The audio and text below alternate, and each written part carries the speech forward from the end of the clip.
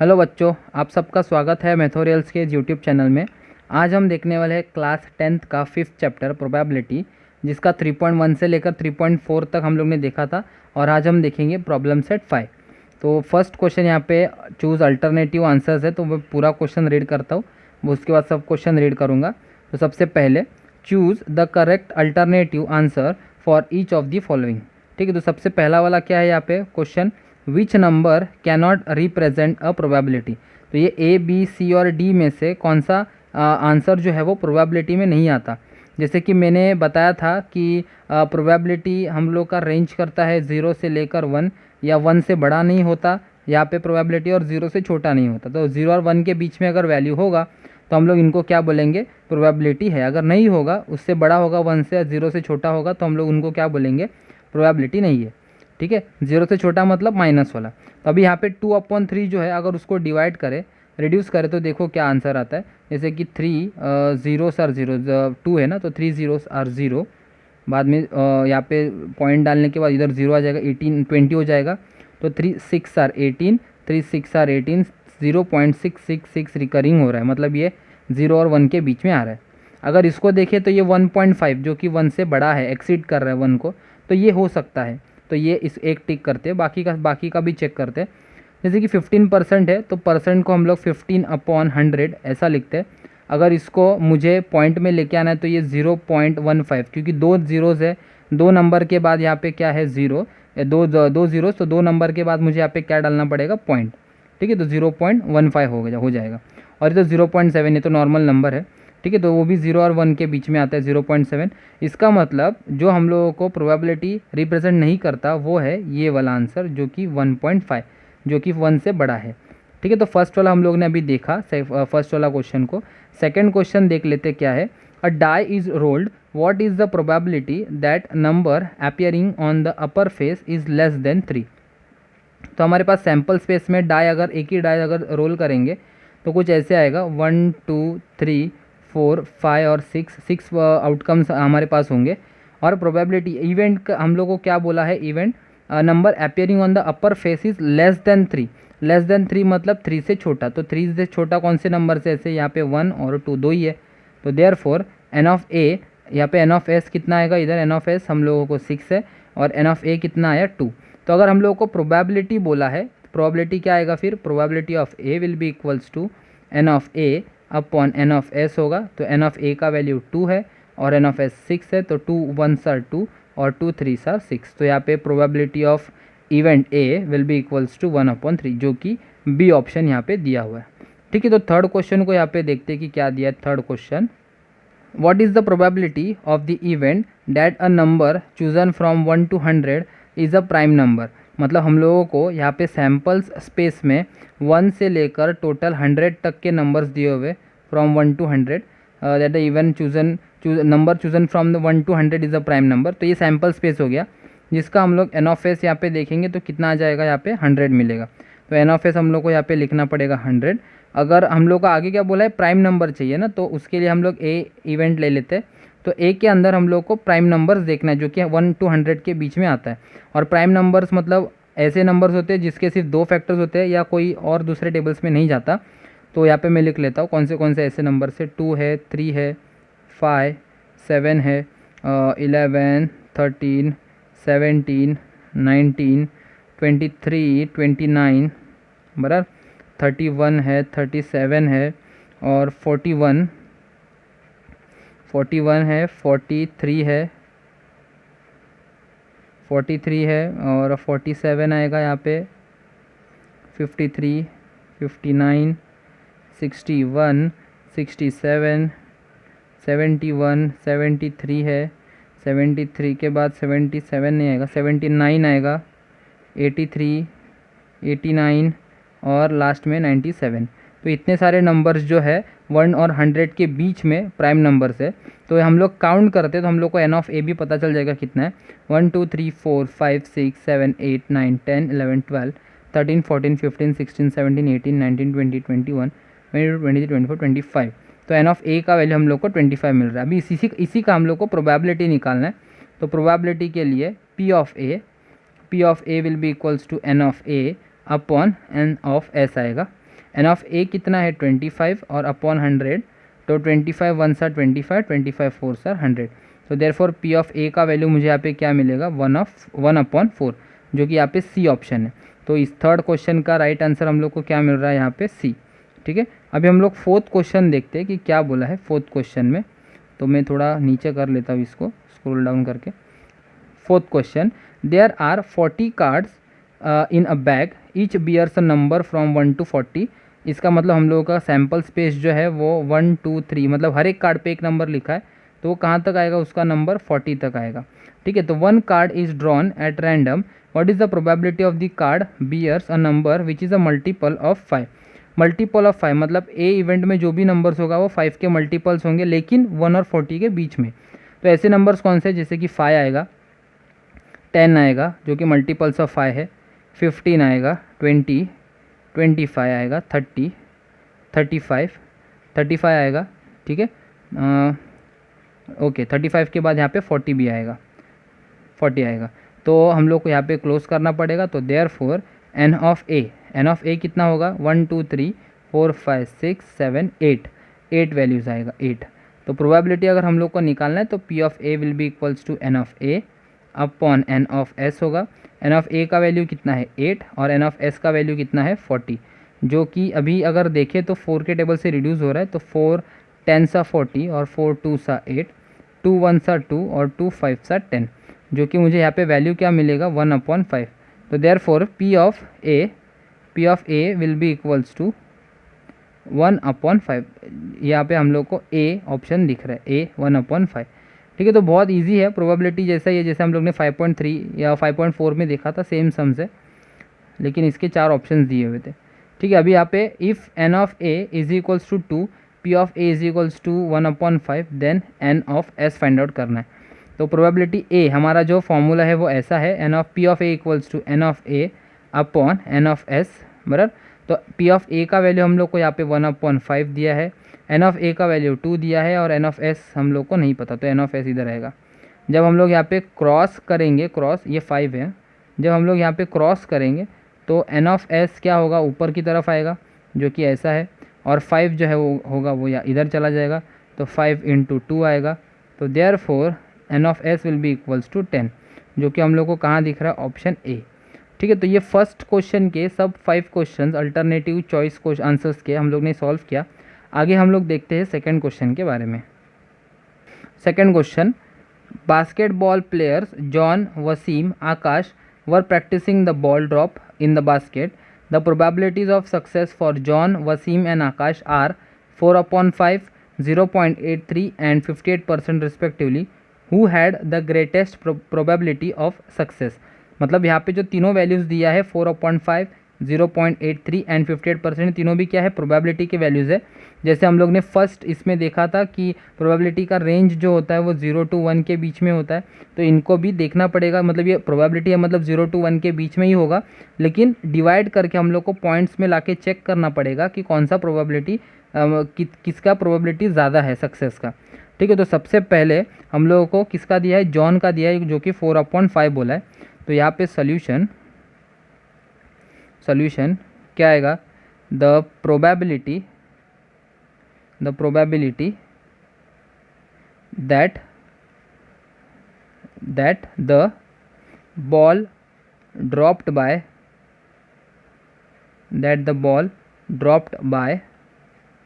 John is equals to 4/5 बोला है।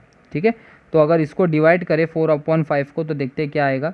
4 को डिवाइड 5 से करना है, तो 5 0 सा 0, 4 - 0 4, पॉइंट डालेंगे तो 0 आएगा, 5 8 सर 40 आएगा। ठीक है, तो यहाँ पे 4/5 इज इक्वल्स टू 0.8 है। ठीक है, नेक्स्ट क्या बोला है, किसका है, वसीम का, जो कि 0.83, वो तो पहले से ही पॉइंट में दिया हुआ है, उसको चेंज करने की ज़रूरत नहीं है। The probability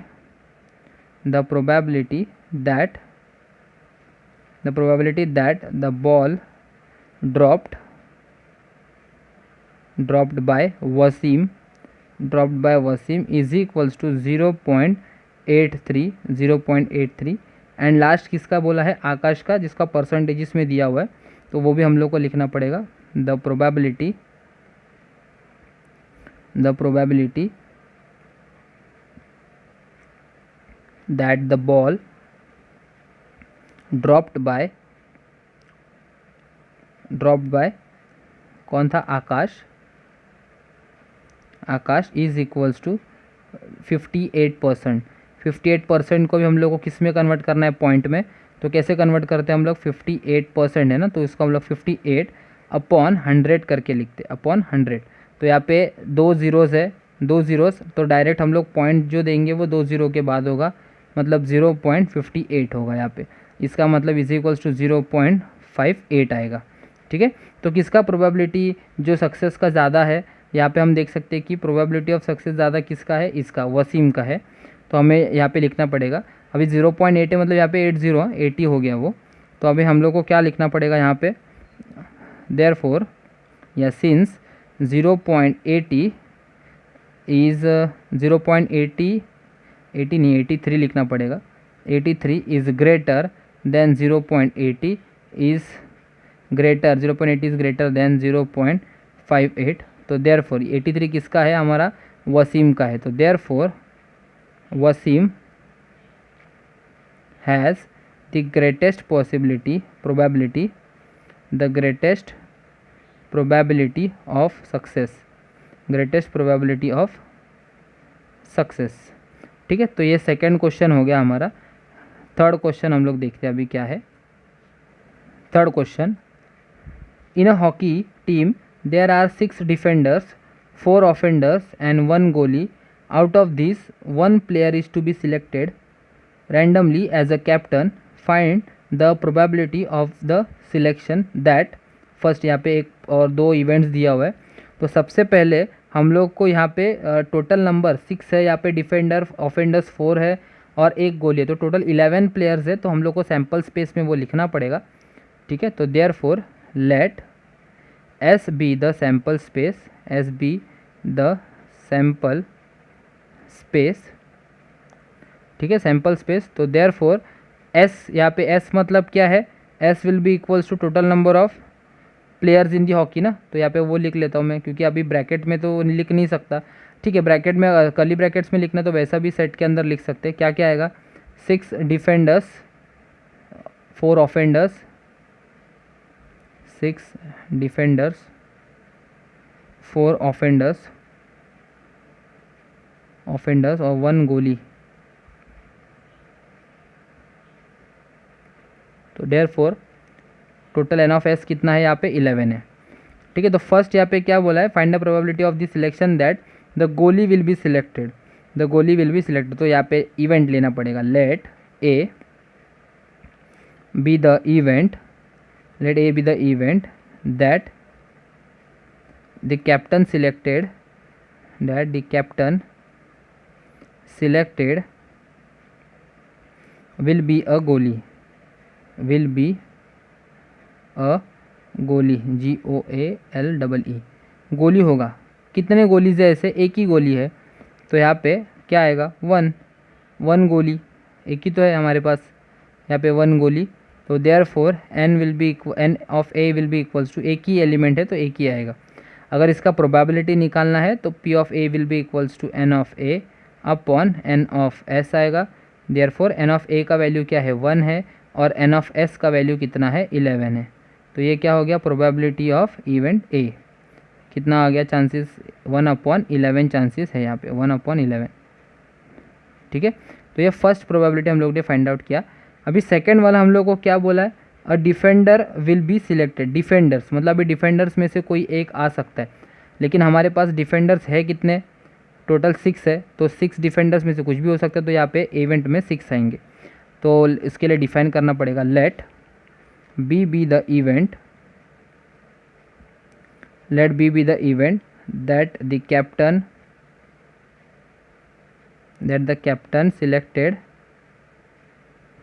selected will be a defender। The captain जो सिलेक्ट किया वो क्या होना चाहिए, डिफेंडर होना चाहिए। तो देयरफॉर इसके अंदर क्या आएगा, 6 डिफेंडर्स। तो एन ऑफ बी कितना आएगा, मेरे पास 6 आएगा। अगर इसका मुझे प्रोबेबिलिटी निकालना है तो यहाँ पे probability of event B will be equals to N of B upon N of S. तो एन ऑफ बी का वैल्यू यहाँ पे 6 है और एन ऑफ एस का वैल्यू 11। तो therefore probability of B will be equals to 6 upon 11, जो कि हमारा सेकेंड इवेंट जो था वो भी हम लोग ने देख लिया। ठीक है, तो ये हमारा थर्ड क्वेश्चन था। आगे हम लोग फोर्थ क्वेश्चन के बारे में देखेंगे। तो मैं पहले क्वेश्चन रीड करता हूँ फोर्थ क्वेश्चन का। तो ये रहा fourth. Joseph kept 26 cards in a cap bearing one English alphabet on each card. One card is drawn at random. What is the probability that the card drawn is a vowel card bearing an English alphabet? मतलब यहाँ पे क्या किया है, Joseph ने 26 cards बनाए जिसमें हर एक पे एक अल्फ़ाबेट लिखा हुआ है, जैसे कि ए, यहाँ पे बी है, इधर सी है, यहाँ पे डी। ऐसे करते करते उसने जेड तक ऐसे टोटल अल्फ़ाबेट्स का कार्ड्स बनाया, जो कि हमारे अल्फ़ाबेट्स 26 है, तो ये कार्ड्स भी कितने होंगे 26।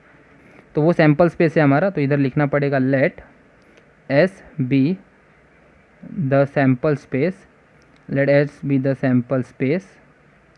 तो देयरफॉर एस के इसमें क्या आएगा, 1 2 नहीं, ए बी सी डी है ना, तो 26 तक A B C D up to Z तक आएगा, जेड। और ये टोटल है कितने कार्ड्स, 26 कार्ड्स। तो एन ऑफ एस कितना आएगा 26। ठीक है, अभी हम लोग को एक ही प्रोबेबिलिटी इसमें बोला है जो कि वोवेल कार्ड्स होना चाहिए। What is the probability that the card drawn is a vowel card. Vowel cards हमारे पास वोवेल्स क्या क्या है, ए ई आई ओ यू। अगर ऐसे हमारे पास अगर अल्फ़ाबेट्स है तो इधर क्या लिखना पड़ेगा हम लोग को, लेट इवेंट ए में let A be the event of getting a vowel card, vowel cards आना चाहिए। तो क्या होगा पॉसिबिलिटी यहाँ पे, अगर इधर ए लिखना है तो क्या आएगा इसमें, ए ई आई ओ यू। अगर यहाँ पे स्मॉल लेटर्स में लिखोगे तो इधर भी स्मॉल लेटर्स में आएगा। तो देयरफॉर एन ऑफ ए कितना आएगा, 1 2 3 4 5, एन ऑफ ए 5। अगर प्रोबेबिलिटी देखना है तो probability of event A will be equals to N of A upon N of S. N of A का वैल्यू, एन ऑफ ए हम लोगों को 5 दिया है और ये 26, तो इसका आंसर इतना ही आएगा।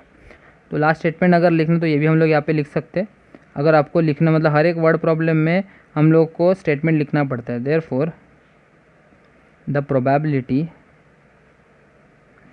That the card drawn is a vowel card is 5 upon 26। ठीक है, तो ये हमारा फोर्थ क्वेश्चन कंप्लीट हो गया। अब एक लास्ट क्वेश्चन आज देखेंगे, फिफ्थ क्वेश्चन। उसके बाद आगे के जो क्वेश्चंस होंगे वे और अलग अलग डिफरेंट वीडियोज़ में डिवाइड होगा। तो फिफ्थ क्वेश्चन में यहाँ पे रीड कर लेता हूँ।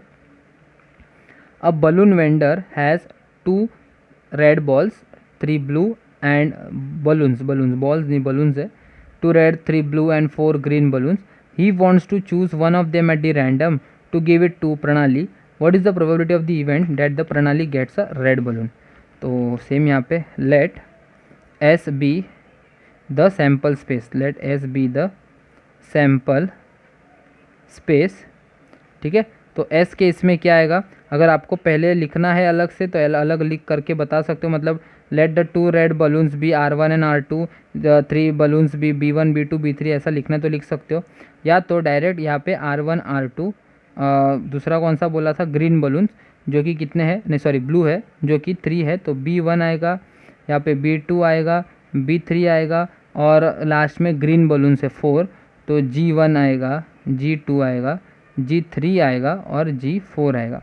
तो हम लोग अगर एन ऑफ एस देखें तो कितना है, 1 2 3 4 5 6 7 8 9 आएगा। N of S will be equals to 9। ठीक है, हम लोग को फर्स्ट क्या बोला है, what is the probability of the event that Pranali gets a red balloon. तो यहाँ पे हम लोग को बताना पड़ेगा फर्स्ट वाला, let A be the event that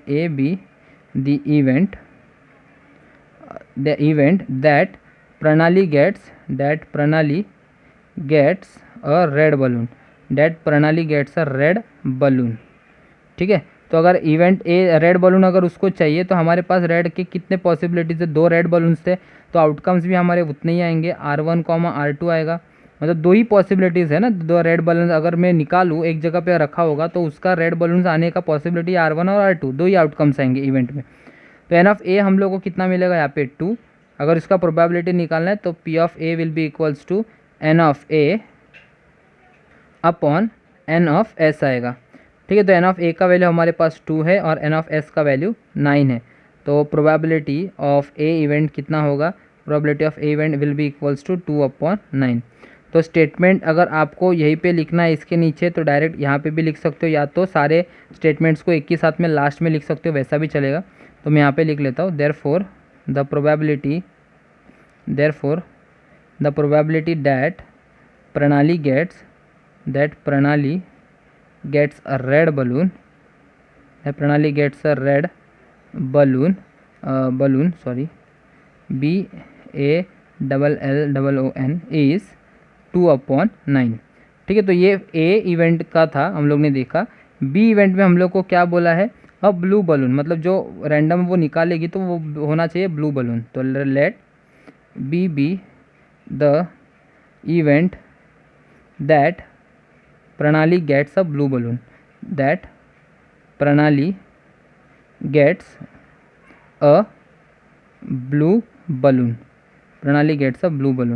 ठीक है। तो यहाँ पे क्या आएगा फिर, बी इवेंट्स, यहाँ इवेंट्स में देखेंगे तो ब्लू बलून्स जो थे हमारे पास 3 थे, तो यहाँ पे B1 आएगा पॉसिबिलिटीज़ में, B2 आएगा और B3 आएगा।